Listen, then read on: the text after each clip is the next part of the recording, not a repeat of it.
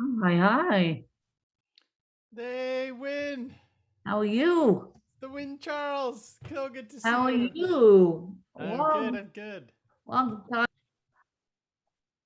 welcome to a winning cup, you guys.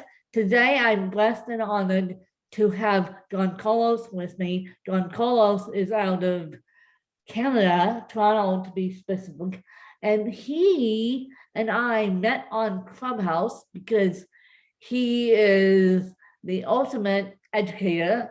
And my educators are still my favorite people on the planet, even though I retired from education. So I still like to interview my educators every once in a while.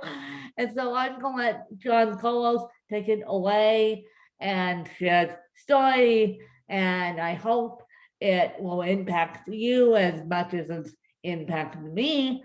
And if you want to follow John Carlos on Clubhouse, be my guest. And if you want to follow me, be my guest as well. Um, we'll announce Clubhouse handles at the end, but I will say that Clubhouse now is open to every user on the planet, including Android. So that's where we met, and Clubhouse is audio only platform that is not recorded. So basically, if you snooze, you lose on Clubhouse. And so I'm going to let John Carlos take it away and share his story.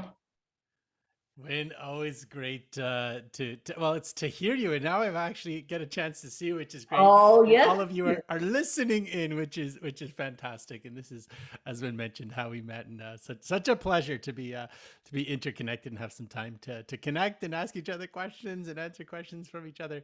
So this will be a fun little time we'll spend together. For those of you that don't know who I am, Giancarlo, as been mentioned, I'm based up in Canada. I'm in Toronto specifically, and I'm the global education catalyst is what I like to call myself. And so I'm always looking for opportunities to instigate change and impact within the education ecosystem. And there's different ways that I do that. So I'm currently the global education advisor for a pretty large and well-known ed tech company called Smart Technology. It's a Canadian company. Most people know them for inventing the world's first interactive whiteboards many years ago, and now they're Yes. very heavily involved with Yes. those technologies and softwares and online platforms. So still very involved with them, and also executive director and co-founder of a new organization called Catalyst, which is all about helping connect government officials, school system leaders, school administrators through conversation, but conversation that leads to action. And we'll post links to where you can see some of the reports that we Yes. have. And of course, if people want to get involved, they And can there. I have my questions. Are you Yeah. doing anything with Catalyst in regards to special ed? Oh, I love that question. Yeah. So, it's interesting that because the topic came up, especially this past year. So just for context, so we Oh, yes, convened. it did. Yeah. So you know what happened because of Oh, COVID, yes, right? it did. Yeah.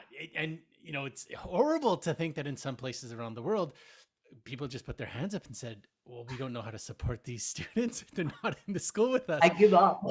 Yeah. I give up. It's horrible. It's Yeah. horrible.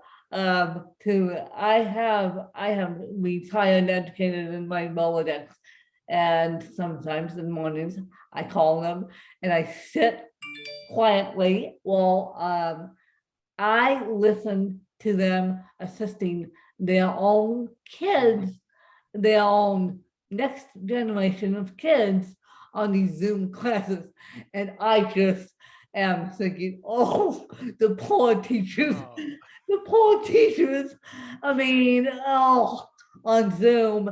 And you're right, John Carlos, that the special ed system kind of, I should say, kind of did get the funny end of the lollipop in the year of 2020 because there's only so much speech pathology, yeah. occupational therapy, physical therapy, IEPs, I special ed classes that you can do on Zoom. without being in person. Mm-hmm. Yeah, and it's interesting because that a lot of government officials brought that up. Is a lot of our most vulnerable kids are impacted the most, right? And these are the groups that you mentioned, but also some of the kids that live in poverty as well, and that don't have access to some of the same basics of internet connectivity, information, connectivity to Yeah. school and educators. So it's been a challenge, and there've been some places around the world that have handled it a little bit. With a higher degree of effectiveness this and other, but I think it deserves its own conversation, no doubt, specifically on how we might learn from what happened this year, and Oh ways in yeah. which we Oh might be able yeah. to provide supports And in future if it ever happens again. I I have said to people, look, I'm a retired educator. I can sit sit on Zoom all day long and not only teach teachers how to use Zoom in an interactive manner, but help the teachers teach special ed kids Mm. one-on-one. I'm a special ed kid. I will always be a special ed kid. You know that. And so but no one took me up on it. They were so shocked and gun shy about Zoom that no one said, "Hey, Win, hey, John Coles, help." Interesting. No Yeah. one said to the retired educators or to the people that invented the smart boards. And for those of you who have never seen the smart board that John Carlos is talking about, it's a whiteboard, chalkboard that's turned into a whiteboard, and you can hook your computer up to it. And the first time I met one, I was in high school, and I'm always the technological kid using assistive devices in my life, and I thought that was the coolest thing ever. Love it. I love it. So I know what you're talking about. I used one in high school, and so I'm not surprised, well, I am surprised that no one reached out to us and said, can you help us? Can you bring in the smart board to Zoom? Could you bring this technology and collide these technologies? No.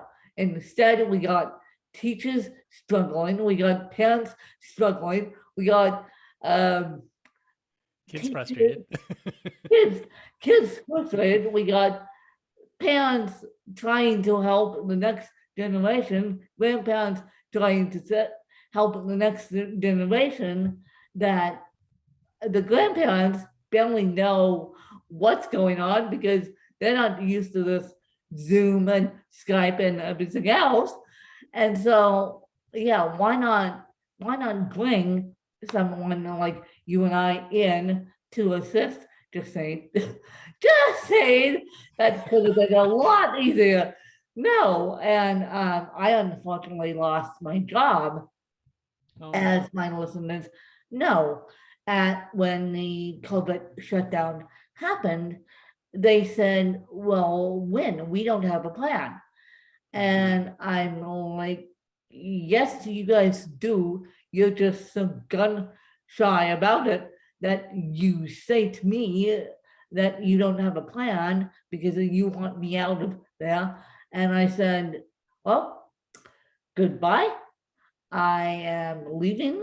I love you and leaving you. And I haven't been working in the in the education system since March of 2021. Wow. And I'm like, goodbye. I love you and leave you. And I think a lot of teachers did the exact same thing I did. They hung on for dear life until the end of last last school year and said, no, no, I can't do this because I need to see my kids. I need the interaction. I mean, and unbeknownst to me, that we were all going on Zoom, and I sent to our colleague slash friend of mine, I said, I could have taught you how to use Zoom. Mm, She says to me behind the scenes, learning on Zoom, teaching on Zoom is difficult. And I said, I could have taught you Zoom in 2 seconds, mm. but I use it all the time. And so it's like, no, it's not difficult. It's you guys are just having the first time using it. And so you bring up a really good point, which is, so this is something that I noticed even globally is people's reactions, right? And I think and it's not just the pandemic. I think the pandemic just heightened it, but this concept that when we're faced with a challenge, right? When we're faced with an opportunity, I look at challenges as opportunities, right? So when you're faced with a challenge or a problem that you have to solve, most times we look inward versus outward, right? And what I mean by that is we don't often ask the question, who might be in my network or outside of my network that I might be able to work with to put my problem out there and see what might come to me, or put myself with other colleagues or other, coworkers or other people that have the same challenge, and how might we, without, any experts even, together try to find solutions. And of course, when you start doing that, you find the wins of the world, right? You find the experts who've been working and integrating for the last 20 plus years. And I think it speaks to mindsets that we have, right? And I'm always encouraging, and I think what you're saying too as well is, and it really, this applies whether you're an educator, a school principal, you're a system leader. There is a community of folks that exist in the world that you can tap into to work on these shared challenges and these shared problems. And that when you do that, you tap into other people's experiences, other people's insights, different ways of thinking. And it's at those different experiences, different ways of thinking that then push us into different ways of acting and find new solutions that help at the ultimately, serve the people. So I love that you're perceptive of that. Yeah, I mean, I've been perceptive all all year long, and I created so much content, and I have content going in to 2022, or I had content going into 2022, and I'm sporadically doing these podcast episodes to expand my content going into 2023. And so it's like the saving grace was the pandemic for me was the saving grace, because I was, unbeknownst to me, I was going to move.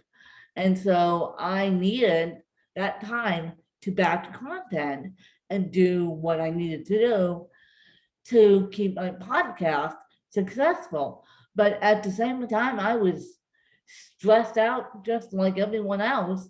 You may not have known it, but I was stressed out, wondering, okay, what am I supposed to do if I, God forbid, land up in the hospital with what's going on?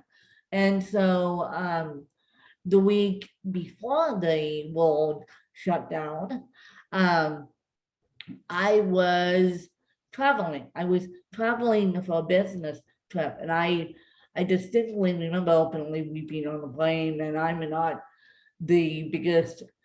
I don't openly weep unless something really pushes my buttons, and I'm like, okay, why are you openly weeping? You just came back from a cultural merchant trip about podcasting, mind you.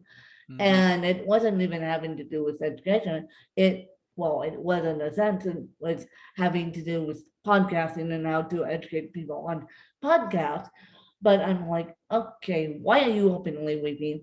And then once we got to Chicago International Airport, I was awake enough to realize what was happening. So then the last person I hugged at the Aspen Airport was my stepmom. And then I went into quarantine. People looked at me like I was crazy at the time. They're like, oh, why are you going into quarantine early? And then the whole world shuts it down, and they looked at me like, we shouldn't have judged to win. We shouldn't have judged to win for a pre-existing condition. She knows what's going on. And I'm like, yes, I do. Because I do. I take in a lot more than you people think. So So what leads me into my first question is, what's the biggest life lesson you learned in the lockdown? Biggest lesson learned in the lockdown. That's a great question. I think it might relate to I think we were talking about before, which is it really any types of challenges. Um, anytime there's struggle, anytime there's a significant moment in anybody's life, right? That becomes very memorable. It creates this opportunity for a choice to be made, right? And I think what was fascinating and kind of what it reminded me of is that every day these choices are in front of us, right? And then when you observe people's behaviors with these choices, that's the fascinating part, is that we don't realize these choices that we have and the decisions that we make, and then where that leads us, right? So I'll use a comedic example, which is there's so many memes on Instagram and Twitter about people rushing to go get toilet paper, right? Like we're gonna run out of toilet Yeah, paper, right? And it just, the human condition is just fascinating. So, but when you think of it a little bit more concretely and from an education lens, it's a pandemic, no doubt, exposed things that there were already challenges within our system, but also opportunities that exist within our system that were always there. They were always there, but it took a pandemic for us to realize, whoa, we need to do something about this, right? So whether it's the conversation we had earlier about the inequities that exist within education, whether it's with access or serving our more vulnerable students, right? But even other things like technology's been around for I've been working in the technology space. The first school I worked at, one of the first digital schools in Ontario, that was like over 25 years ago, right? And so schools have been integrating technology for a long time, yet in a lot of places it was like we've never used technology for learning ever, right? And it's been around for so long.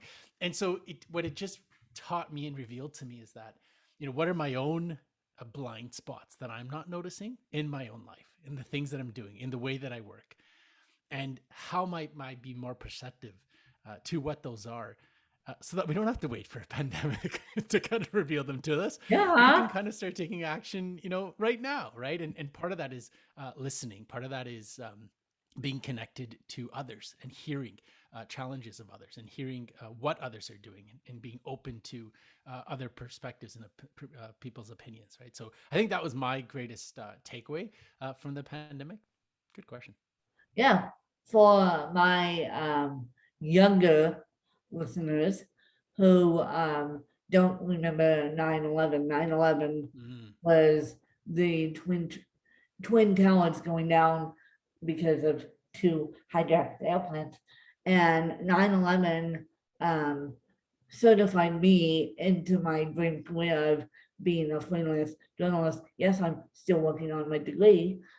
And I think the impact of the pandemic will solidify in me that if you just patiently wait, you will get what you want, and be lucky that we have this technology to communicate with friends, to communicate with loved ones, to communicate with colleagues, to communicate with students, to teach students, to say, hey, student, are you having a red day?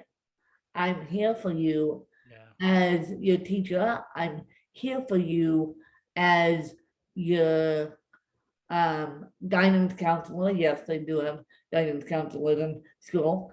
Yes, I think you should do X, Y, Z.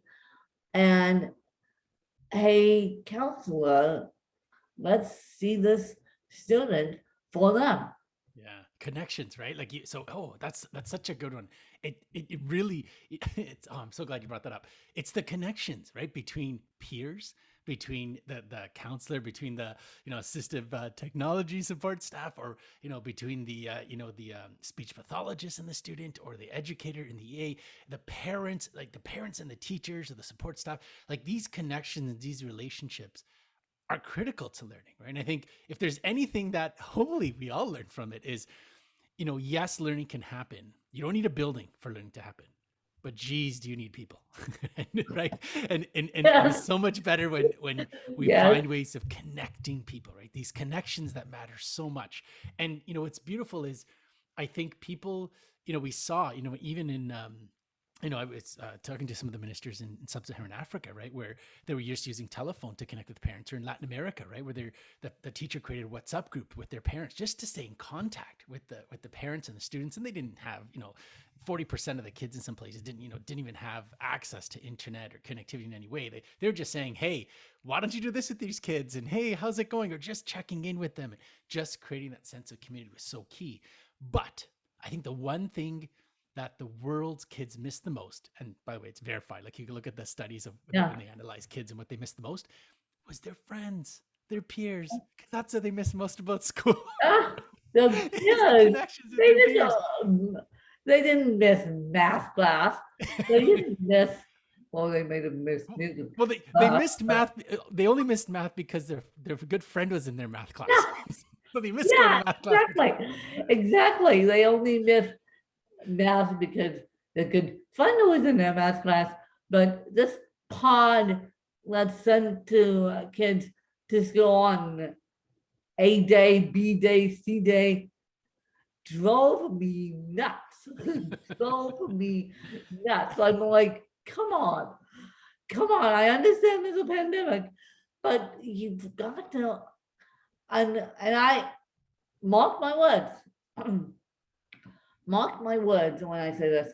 I think the pandemic will score the not necessarily our generation, not necessarily your generation, but the generations coming up behind us. And I've had so many conversations about that.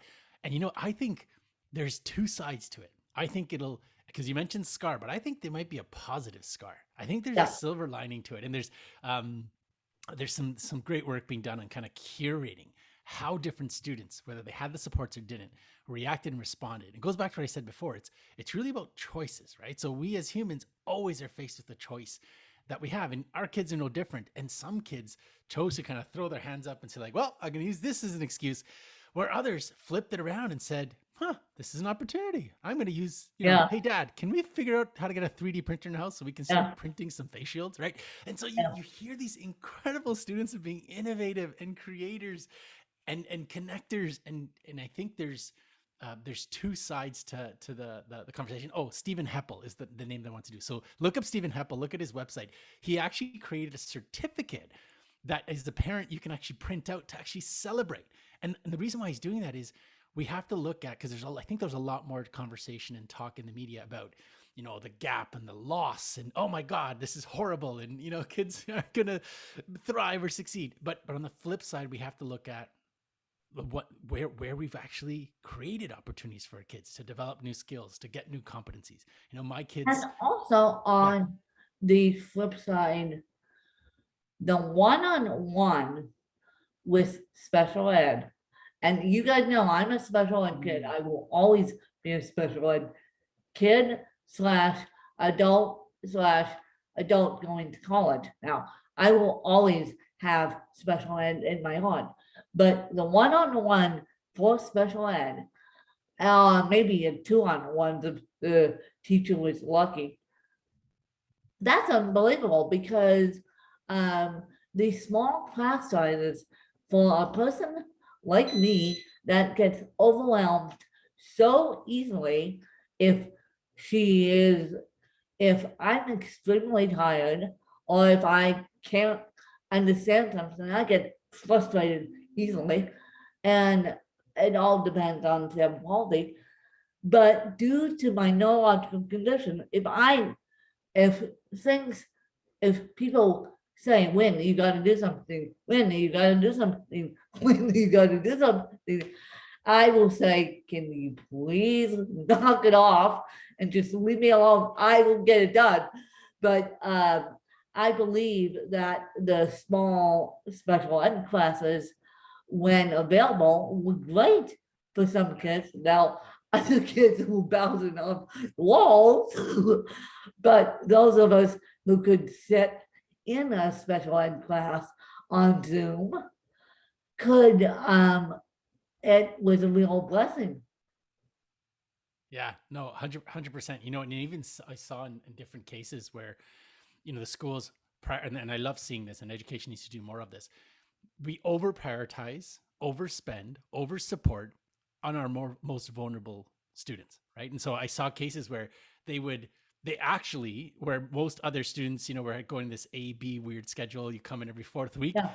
Not our students with special needs. They were coming in every day, and they were getting even more supports than they were in the past. Yeah, And they it's were getting beautiful to see that, right? even So more supports than they got on a daily basis. No, it's beautiful to see that.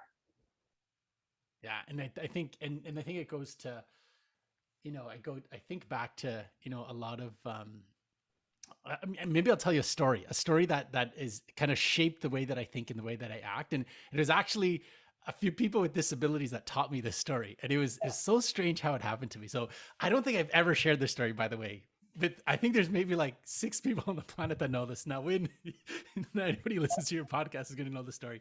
So this is going back, I don't know how many years, maybe 8 years ago. And it was interesting. I was presenting at this event in Ontario with senior technology directors, right? So, as the stigma goes, mostly men, mostly older, right? It's a room of like 500 of them. And Alvin Law was on stage. Now, for those of you that don't know Alvin Law, I don't know, Win, if you know Alvin Law. He's a motivational speaker, former radio broadcaster. But I mean, his story is interesting. So his mother used thalidomide, which was, this sedative they used when women were pregnant. And they discovered that actually it was a worldwide tragedy. They prescribed this to pregnant women in order to relieve pregnancy nausea. But what it did is created a lot of birth defects in these kids. And Alvin Law was one of these kids. He was actually born without arms. Wow. Unfortunately, his parents actually put him up for adoption because the doctor basically said, your life is going to be impacted negatively. He's not going to amount to much. And they put him up to adoption. Luckily, he was raised by incredible foster parents, Hilda and Jack. And I mean, the things he does now, like he goes on stage and he plays the drums and he plays piano and he's a motivational speaker. And the things that he's accomplished in life is just incredible. And I remember I was sitting in the front row, and there's something about his story that just resonated with me. The very next day, like literally the next day, I'm at a town hall at Smart Technologies, and Spencer West is on stage, right? And if you don't know Spencer West, doesn't have legs, climbed Mount Kilimanjaro, motivational speaker. And just again, it resonated. I'm like, what's going on? All these people without limbs are like entering my life. And it just bothered me so much. And there was something in their stories that just got inside. When someone talks to you and they get inside of you, they both got inside of me. And I didn't understand it. So I'm like, oh my goodness. And then I don't know if you know Nick Vujicic. He popped into my mind because I remember clearly Oprah was giving this talk, and then she saw him in the audience. He called him on stage, and he's like hopping up on stage. If you don't know Nick, doesn't have arms, doesn't have legs.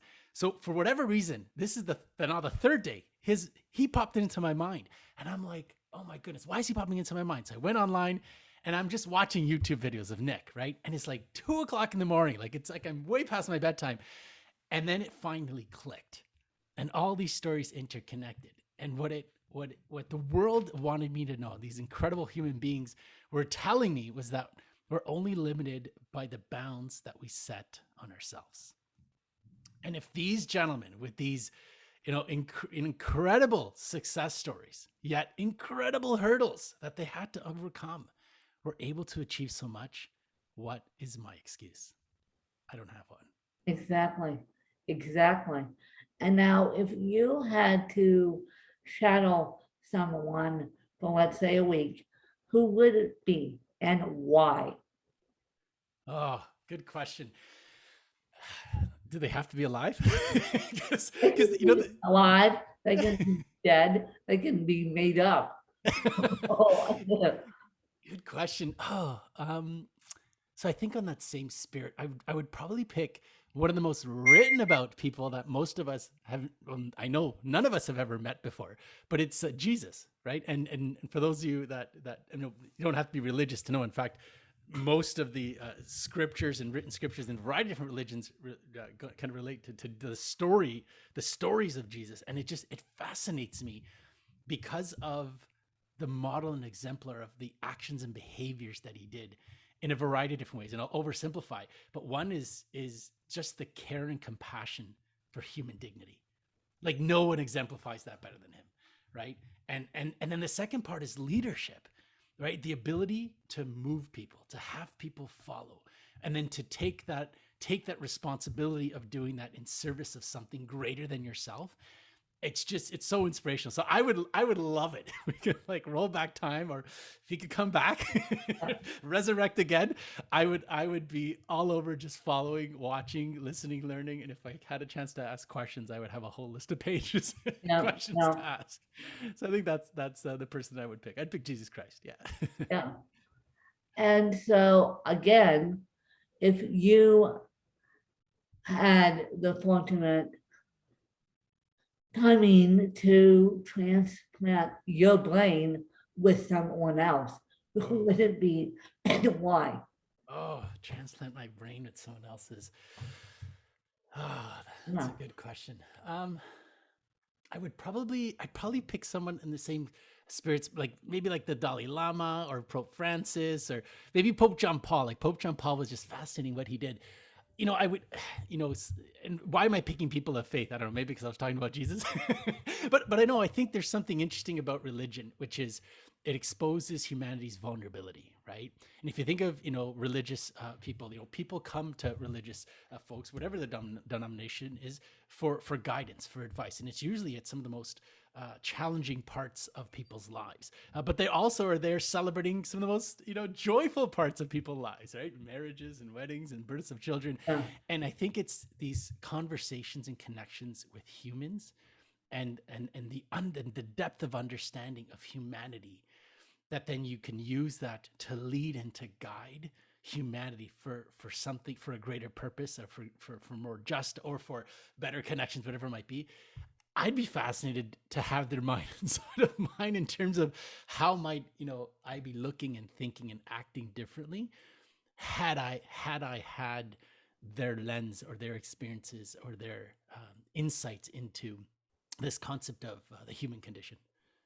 and as we come out of the pandemic, and I said last year there's light at the end of the tunnel in June of next year, June of 2021, and there is starting to be light at the end of the tunnel. I said Mm-hmm. starting, and we haven't reached the finish line yet, mind you, but we are starting to come out and see the light again. And what would be your best advice to the educators who are like, I give up, I give Mm. up, I give up on Zoom, I give up on my kids, I give up on teaching, I give up on just being a helper? What would be your best advice on the teachers that I don't want to wear a mask anymore, the teachers that don't want to, that can't talk to their kids goodbye for summer vacation, the teachers, and yes, we are recording this May 27th, and the schools are coming to a close. And so I know schools in Arizona are coming to a close too. And so, what the best advice from educator who is well versed in education to say to those teachers who can't see the light at the end of the tunnel and want to bury their heads in the sand? I think there's two things, and I think I'll take a page from Alvin Law and Spencer West and Nick, in that concept that we're limited by our own bounds that we set ourselves, right? So, the lesson that they teach us, like every day when they get up on stage, and check out their YouTube videos, folks, because just the message is clear. Their disability did not define them, right? Their challenge did not define them. What they did with their abilities defined them, right? Their abilities came from their mindsets. And so I would say we have to take stock and take check of what is our mindset, right? And if we're in a position where we are supporting other educators, it's how might we create conditions, or be a positive instigator for a shift in that in mindset.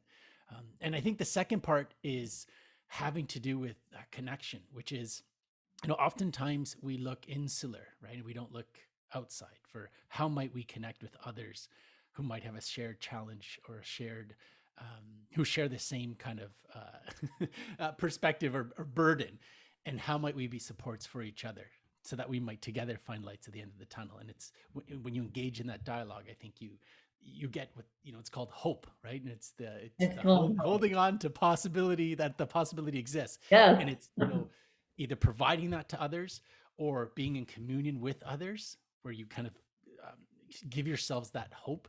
I think those are probably two important things that to consider for those that are feeling the struggles and the burdens yeah, of this past school year. yeah. Um, hello, you could take the break room online now.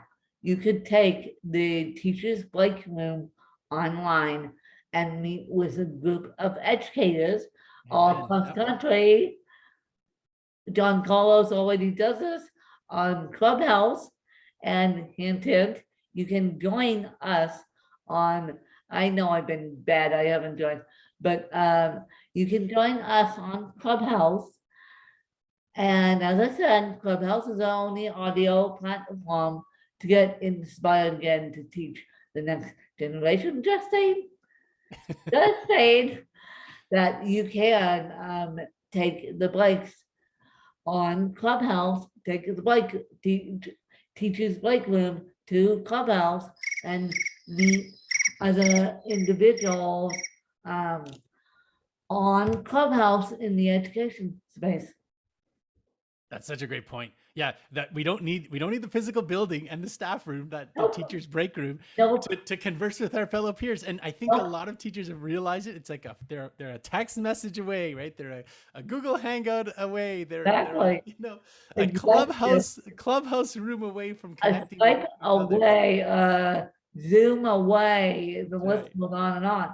So as we wrap this interview up, do you have any questions for me? Ooh, I think, yeah. Here's a question that I think I've been actually meaning to ask you, but we've never been in a room where it was appropriate to ask in Clubhouse. So I'm curious, because I mean, you work to support others, right? In this space, and I would love to know, in your work with supporting others, what have you noticed has been one of the greatest things that school systems need to start doing to better serve learners with disabilities? So if you're able to scan all the interactions you've ever had, right, within the school system, and if you looked for, one or two things that kind of stand out in terms of, oh, if only we did more of X, or if only They we did more of Y, or did less of X, whatever. What would you say that is? they need to eliminate the, and I hate these, the standardized test. They need to eliminate the standardized test, because if you give a child, I actually have a friend with dyslexia. If you give a dyslexic child a standardized test, they don't fail it because they can't comprehend what's going on. Yeah. So I think for all special ed kids, we need to eliminate the by rote standardized test, the fill in the bubbles. You guys know what I'm talking about. The fill in the bubbles standardized test that we hand back to the states of Colorado, Arizona, Florida, the provinces of Canada too. And so I think we need to eliminate the standardized test. And would you say, and I'm going to have can I ask a follow up to that? Yeah. Because I'm curious, is it, because the counter is, well, we would love to get a way of how to get a sense of how we're supporting all learners. And maybe is it that we need to look at how evaluations happen with learners, Yes. and we need to revise, and recognize that each learner has different needs and abilities, and we're not tapping into them if we're asking everybody to do the same thing, like just fill in a bubble, right? 1 through 30. We need to evaluate how we're giving standardized testing. Yeah. We need to look if the child is nonverbal and can't speak, we need to bring a speech pathologist into the room to get the child to speak. We need to bring a psychologist into the room if the child says, I'm angry because of the standardized test. Well, he may not be he may not be angry. He may just be angry because he's frustrated because he failed the standardized test. So we need to bring not only the standardized test into the classroom, not only the administrator who's observing the standardized test as the child takes us, we need to bring the other supports to pull the best score out of the child, whether it be the child liking music, or whether it be, yes, that's me, the non-verbal child that likes music. By the way, that's me, I raised my hand. Whether it be the non-verbal child that likes music, or the non-verbal child that can speak one word, but with a text card and a picture card, the child can speak a full sentence. We need to bring more support into the testing environment so that these kids can get more accurate scores. Because if you, as I said, if you give a kid with dyslexia a test, they're going to fail the test because one, it's timed, two, it's hard on them because they have a hard time comprehending. People can't believe that Win doesn't read books. Win reads books via audio. Win does a podcast. Win does all this stuff via communications land, but Win can't read books. And people ask me why. People say, oh, Win, you probably don't like reading. No, I like reading. I just can't physically hold a book. Give me an audiobook and give me the time to read. I'm putting this in air quotes, the book. Then you make me a happy camper. Give me music to change my soul. Give me something along with the standardized test. Then you'll see me do better on the standardized test.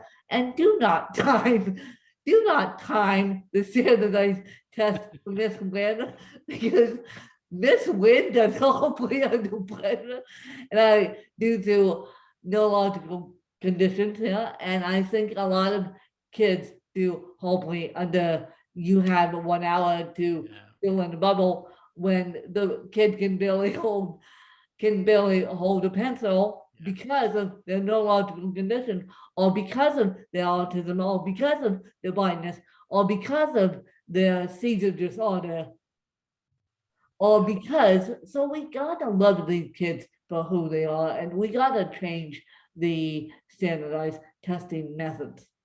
Yeah, and I think I'll pick something else out that you're indirectly saying too, is we have to listen, right? Like ask Win. Why don't you ask Win? Right? And we have to listen to our students. And when do we give our students a voice? How she doesn't. Before the week before the standardized test, you can say, hey, Susie Q, how do you normally, well, if they're old enough to understand, how do you normally take a standardized test? And Susie Q can say, I take it with someone reading it to me, I take it audio, or I take it alone in a dark room, yes, which works. Quiet sensory, no sensory rooms with kids with autism. So ask them, and if, God forbid, if you need to put a special ed person in a person's lap to get them calm enough to take the test, you can do it. You can do it. I've seen it done. I've had it done to myself. And so if, as I said, we need to change the testing academics requirements, because I want to, I'm in the camp of eliminating testing altogether. Yes, I know it's important. Yes, I know that it has something to do with MONY, what I spelled for the public school system. But at the same time, if the kid's unhappy and he or she are having a meltdown because they get frustrated due to their autism or cerebral palsy, then we got a problem because you have to scratch that test and try it all over again. Yeah. Yeah. And you know what? It's so interesting. I think the pandemic, given that a lot of places had to cancel their standardized test, Yeah. forced us to all ask and think differently. Well, okay, if we can't do the standardized test, what else might we do? And then all of a sudden we're like, wait a minute, what's that? Let's dust off those books on that thing called, formative assessment, right? Assessment for learning. Oh yeah, we know about that.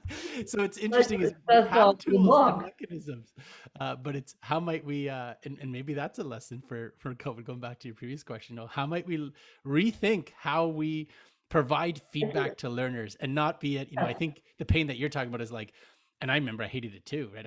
English wasn't my first language starting off in school. Spanish and Italian was.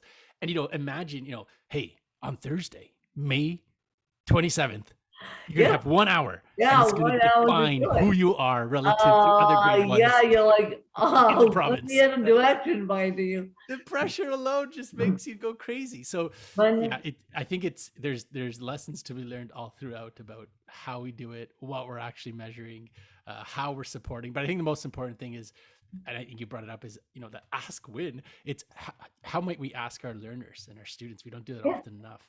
Yes. How might we improve this process, right?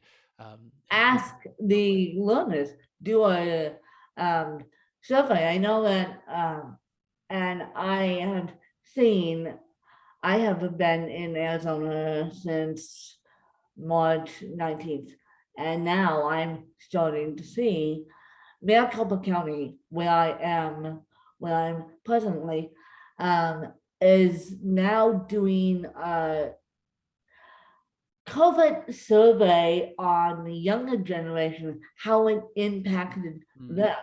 I thought, well, that is a cool idea, because we're talking about to the adults how it impacted them. We're not necessarily talking about to the kids how it impacted them, let alone how it impacted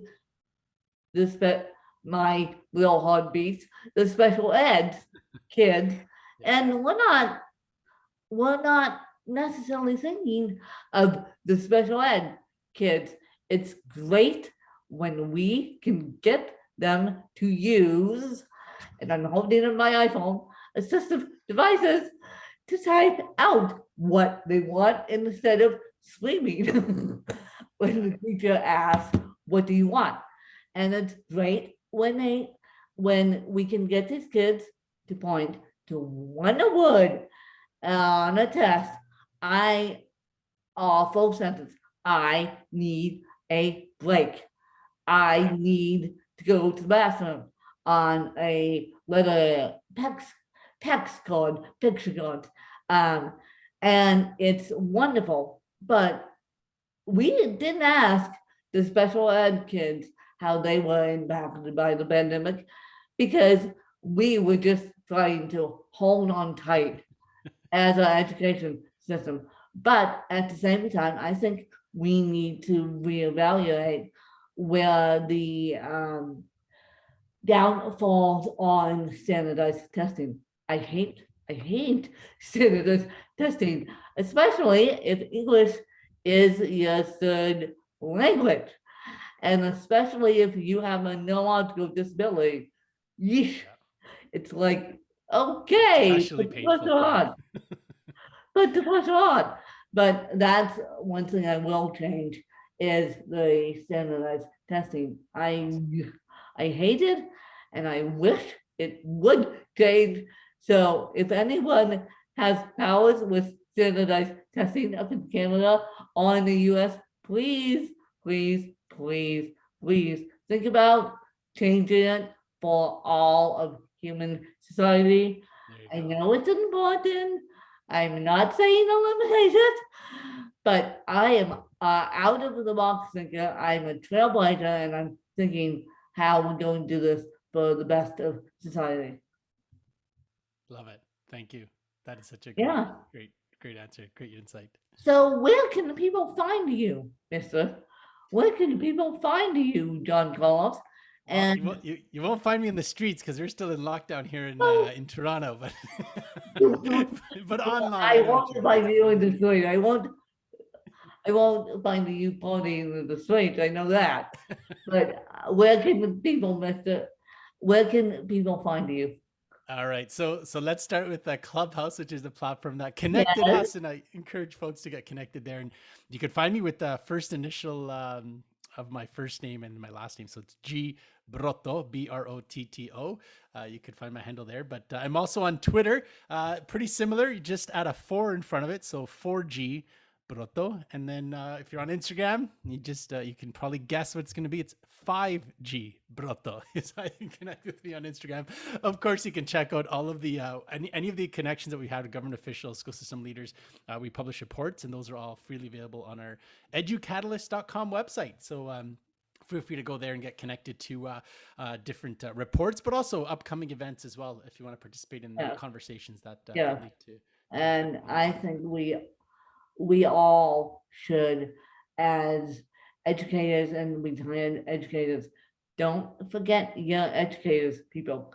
I know it's the end of the year for some of you, but please, please, my PSA is say a little bit of a thank you to those educators who Absolutely. work their tails off because of they're trying to help you support your kids, or they're trying to support your kids as far as helping them get caught up on homework. So please, please, please say thank you to the educators. Don't give them the world's best educated coffee mug. We have enough of those. A thank you goes a Good to long way, people. A thank you goes a long way. There you go. Great advice, Win. Great advice. And I hope you guys enjoyed another fabulous episode. I certainly did. And I hope that you connect with Don Carlos and I on Clubhouse. I'm on the Ask Win on Clubhouse. If you guys want to follow me there and hang out with me there. And I will see you guys next time. Thanks to you guys. Bye, you guys.